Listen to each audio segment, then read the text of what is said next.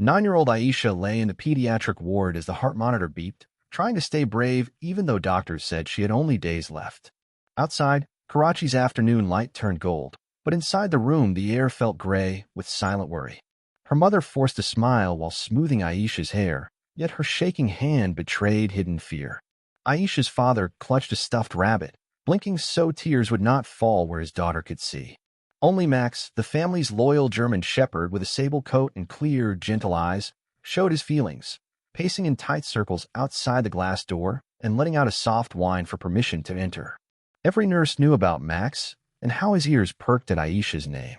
That morning he slipped his collar, sprinted to the hospital, and sat until a guard took pity. Now Max's brown eyes locked on the little girl, and his tail thumped a steady rhythm of hope against the hallway wall. Aisha noticed him and raised two frail fingers in greeting, a gesture so tiny that the machine seemed to answer with louder beeps, as though cheering her on. Dr. Rahim arrived with a clipboard and a sigh, announcing that the latest scan showed the leukemia racing faster than the medicines could chase it.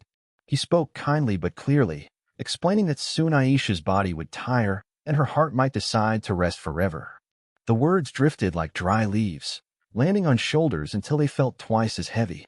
Aisha swallowed and asked if she could see Max one more time, because goodbyes felt easier when fur was involved. Dr. Rahim glanced at infection control posters, but one look at her eyes melted his doubts. He nodded, and a nurse opened the door, ushering the shepherd in like royalty. Max trotted forward, ears perked, nose twitching, and rested his head in the mattress, making Aisha giggle in spite of the pain. The dog's warm breath and familiar grassy scent folded around her like a heavy blanket, pushing back the hospital chill that medicine could never touch. Her parents exhaled together, surprised that the simple arrival of an animal could brighten the fluorescent room more than any lamp. Dr. Rahim cleared his throat, adjusted his glasses, and murmured that if comfort was the goal, perhaps Max might stay a bit longer. Aisha closed her eyes, her hand tangled in the shepherd's thick fur, and whispered that she finally felt like she was breathing truly fresh air again. A month earlier, when Aisha first found bruises that did not fade, Max had barked until her parents noticed and carried her to the clinic for tests. He had stayed by the apartment door all night, ears tilted toward the hallway, waiting for her to return. After diagnosis day, Aisha's world shrank to white walls and four poles, yet memories of happier times with Max glimmered in her thoughts. She recalled meeting him at the shelter on a rainy afternoon. Other puppies yipped, but Max simply sat as if politely interviewing them. Aisha had dropped her umbrella, reached through the bars, and felt his rough tongue graze her fingers, the handshake that changed everything. Her father tried to pretend they were only looking, but Aisha's hopeful stare and Max's calm confidence sealed the decision. That evening he came home wrapped in a blue blanket and promptly stole Aisha's sock, beginning a friendship stitched with laughter and muddy paw prints. Every school day, Max waited by the gate, tail wagging like a metronome, counting seconds until the final bell. They explored narrow lanes, mapping shortcuts to the park and naming stray cats after cartoon heroes. When homework frustrated her, she read problems to Max, who tilted his head so seriously she imagined answers in his eyes. On weekends, they built blanket forts in the living room, turning the space into secret headquarters for popcorn and whispered jokes. Max guarded every entrance, growling only when the villainous vacuum cleaner rumbled too near, earning a promotion to fort commander. Her teacher later told her parents that confidence bloomed the day Aisha stapled a photo of Max to her notebook cover. Soon, even elders saved scraps for the gentle shepherd who guided children across puddles after rain. So when illness darkened her doorway, it felt natural that Max would fight beside her, even if the foe was invisible. The first time she fainted, he barked until a neighbor rushed in. The second time, he nudged her phone toward the door. Each small heroic act stitched their bond tighter, making them feel like twin hearts sharing one rhythm. People said shepherds were loyal, but Max seemed to redefine the word, sharpening it into something bright. Aisha believed that if love were a shield, Max's devotion might be sturdy enough to block even sickness. She clung to that thought as doctors began speaking in cautious tones about borrowed time.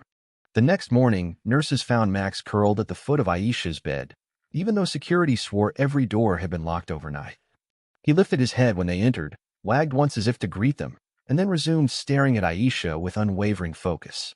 Strangely, her pulse was steadier than the night before, and her cheeks held a faint, hopeful blush instead of ghostly gray.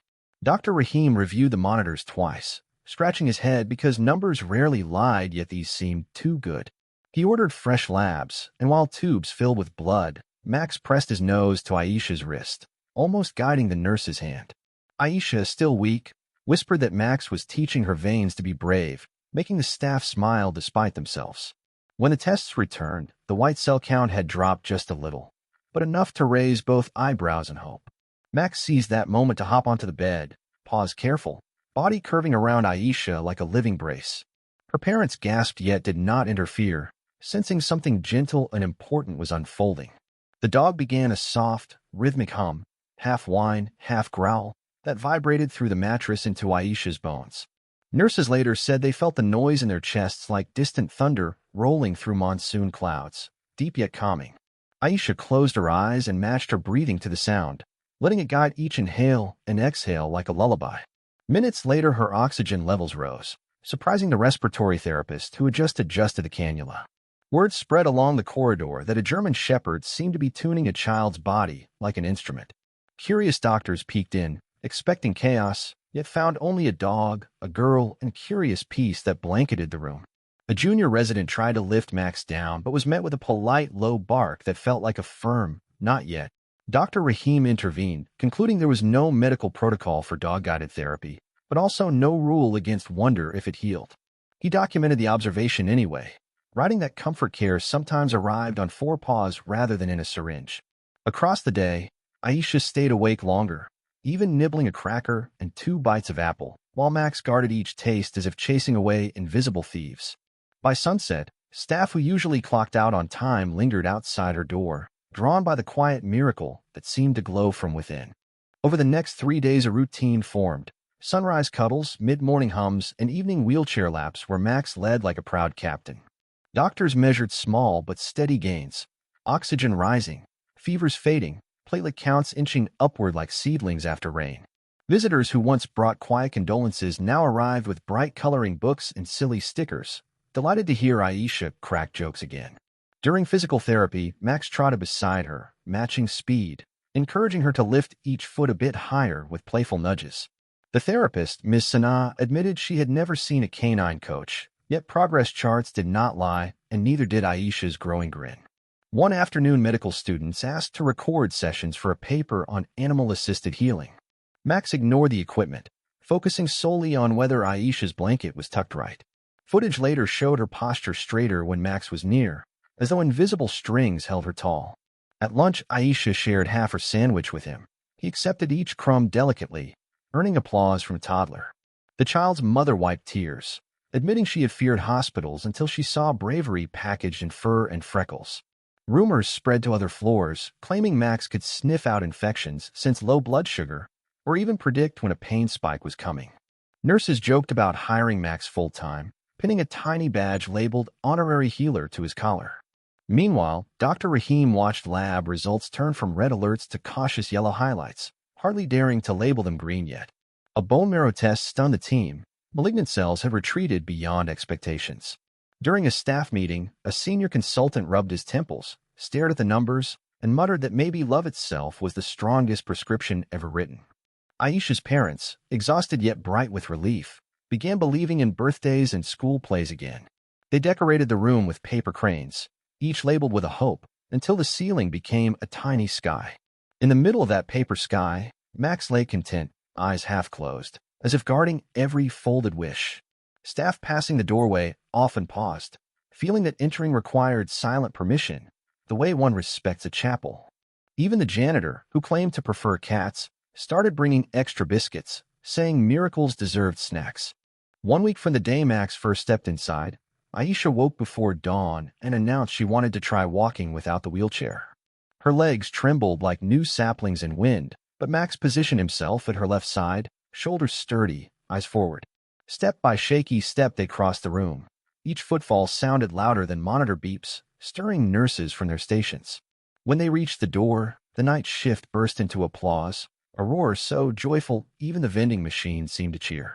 Updated scans lit the screen with images few specialists thought possible, tumors shrinking like shadows at sunrise. In 30 years of medicine, he had never seen such reversal in late-stage leukemia after standard treatment stalled. The team gathered at the window while Max sat between them, tail sweeping the floor like a quiet broom clearing hopelessness away. When final labs printed, showing numbers near normal, two nurses hugged, tears tracking down their masks.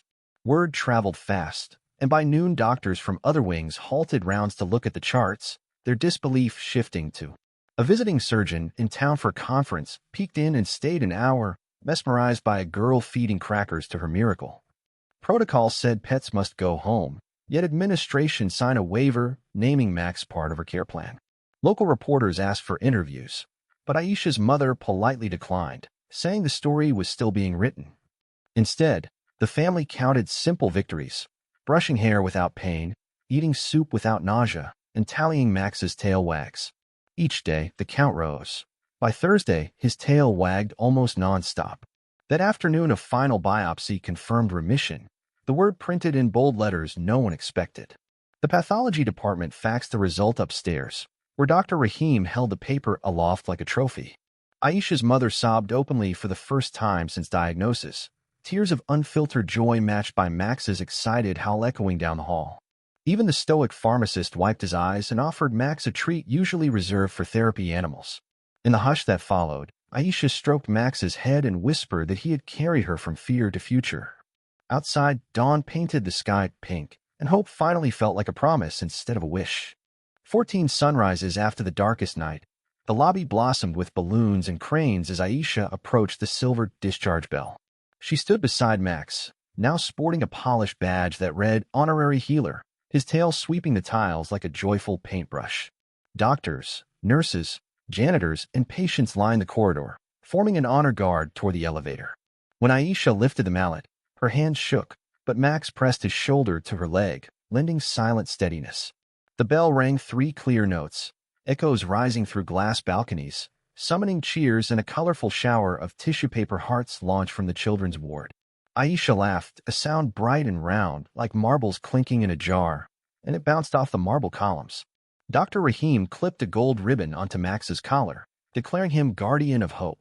The title felt grand, yet everyone agreed it still fell short of the dog's impact. In the photo, Aisha holds Max's face while he gazes back as though memorizing every freckle. Outside, sunlight spilled onto the parking lot, and Aisha inhaled deeply, savoring air unfiltered by machines or antiseptic smell. Reporters waited at the gate, but the family chose a quiet side exit, guided by a nurse who understood gentle victories.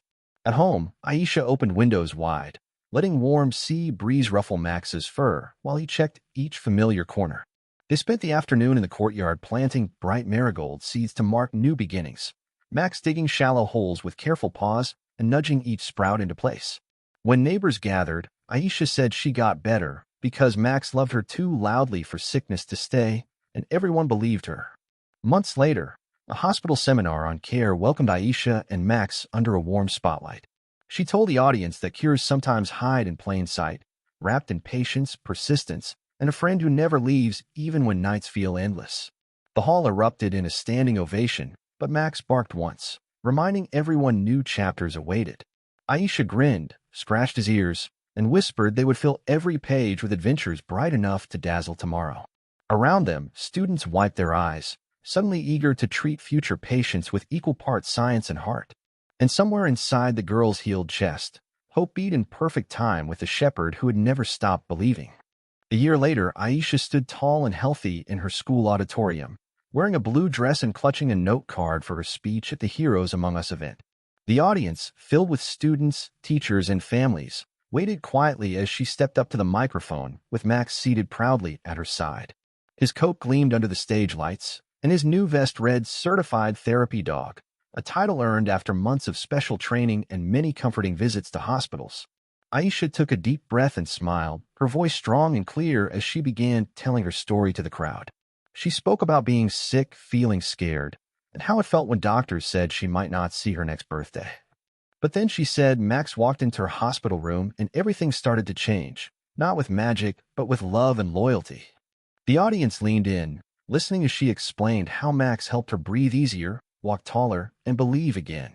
She said Max reminded her that healing isn't just about medicine, but also about feeling safe, understood, and never alone. Her voice cracked only once when she shared how Max stayed by her side every single night, even when she was too weak to open her eyes. Behind her, the projector showed pictures of their journey, hospital visits, therapy walks, and the day she rang the discharge bell. Parents in the audience wiped tears, while kids stared wide-eyed at the dog who would become a real-life superhero. Aisha ended her speech with a message: never give up, because sometimes your miracle comes with 4 legs and a wagging tail. Thunderous applause filled the room as Max barked softly, almost like he knew she was done and wanted to thank the crowd too. Her principal handed her a framed certificate for bravery and handed Max a giant bone tied with a blue ribbon. That night, the story made the local news, and people across the city sent letters saying they felt inspired and hopeful again. Max's face appeared on a children's health magazine, under the headline, "The Dog Who Helped Heal a Heart." Aisha's family started visiting pediatric wards, bringing Max along to meet other children who needed a little extra strength. Nurses noticed kids smiled faster when Max walked in, and parents said they slept better knowing he was near. What began as a desperate wish had become a mission of hope, one that Aisha and Max were determined to continue together. And as the curtain closed on that evening, Aisha hugged Max tightly, whispering, "You didn't just save me. Now we save others."